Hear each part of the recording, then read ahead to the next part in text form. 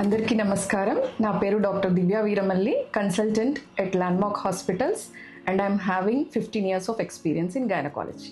So second ట్రైమిస్టర్కి వచ్చేసరికి అంటే 14-16 వారాల నుంచి చాలామందికి వామిటింగ్స్ తగ్గిపోతాయి, వికారం తగ్గిపోతుంది, నార్మల్గా ఉంటుంది, హెల్దీగా అనిపిస్తుంటుంది. సో ఆ టైంలో వాళ్ళకు స్ట్రిక్ట్ డైట్ అంటే నైట్ బాదాం, డేట్స్, అంజీర్ ఇలాంటివి నానబెట్టుకొని తినొచ్చు. అండ్ దాని తర్వాత ఒక గ్లాస్ ఆఫ్ మిల్క్ తాగొచ్చు.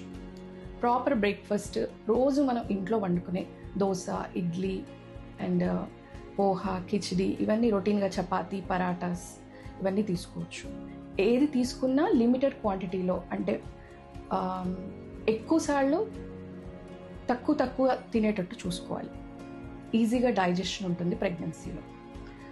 And morning mid meal snacks ఉంటుంది, అందులో ఫ్రూట్స్, పోమోగ్రానైట్స్ అలాంటి ఫ్రూట్స్ యాడ్ చేసుకోవచ్చు. Daily 2 types of fruits compulsory ఉండాలి డైట్లో.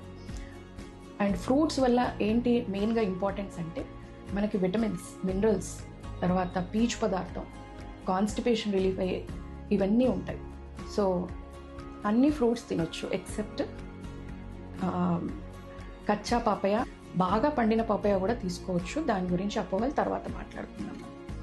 అండ్ లంచ్ కూడా ప్రాపర్ మీల్ తినొచ్చు, పుల్కా తినొచ్చు, కర్రీస్ ఎక్కువగా తినాలి, ఆకుకూరలు, కాయగూరలు, పప్పు కంపల్సరీ ఉండాలి, అండ్ పెరుగన్నం తినాలి మధ్యాహ్నం పూట.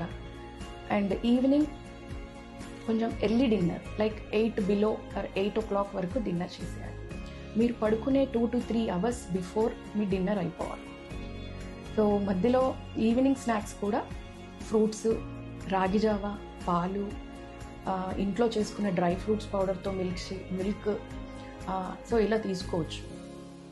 లేదు అంటే కీరా, క్యారెట్, సలాడ్స్ కూడా తీసుకోవచ్చు. వీటి వల్ల మనకి కాన్స్టిపేషన్ రిలీఫ్ అవుతుంది.